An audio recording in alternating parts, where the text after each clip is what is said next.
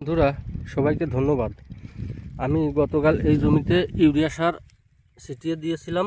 দ্বিতীয় সেচের পরে একটু পাওমানা জো হলে তখন গতকাল দিয়েছি ইউরিয়া আর সালফার, দেখিয়েছি সে ভিডিওটা।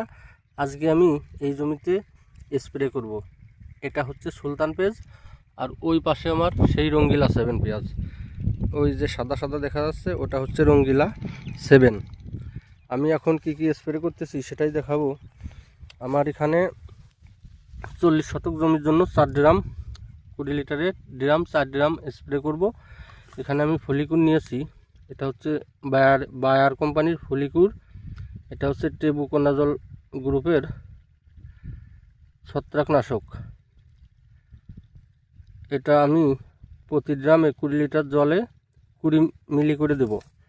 এটার সাথে আমার এই যে মাপার জন্য এটা দিয়েছে, এটা আমি মেপে 20 মিলি এবং 20 দেব ইমিটাপ।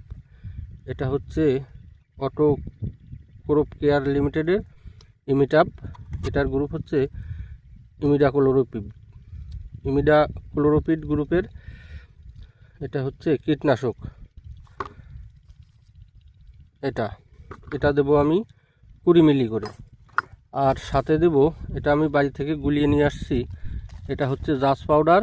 এবং সাথে আছে জাস পাউডারটা হচ্ছে ম্যানকোজেব গ্রুপের। এটা আমি 4 ড্রামের জন্য 200 গ্রাম দিয়েছি।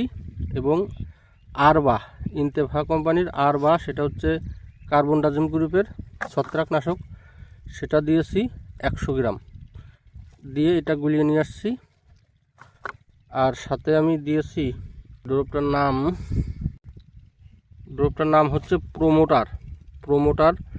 এই যে এই প্রোমোটারটা দুইটা দিয়েছি, 2 ড্রপে 4 মিলি, একটায় 4 মিলি, 2 ড্রপে 8 মিলি দিয়ে আমি এর সাথে গুলিয়ে নিয়ে আসছি।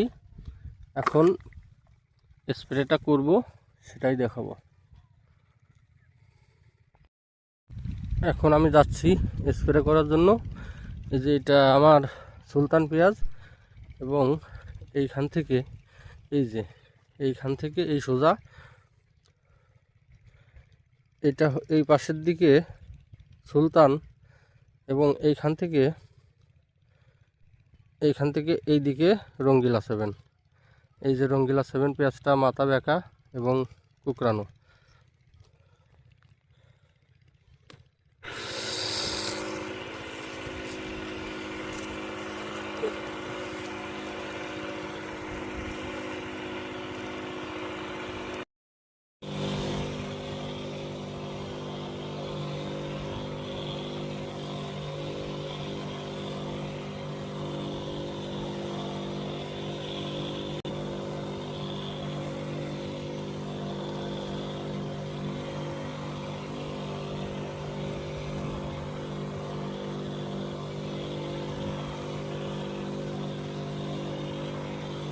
ধন্যবাদ সবাইকে।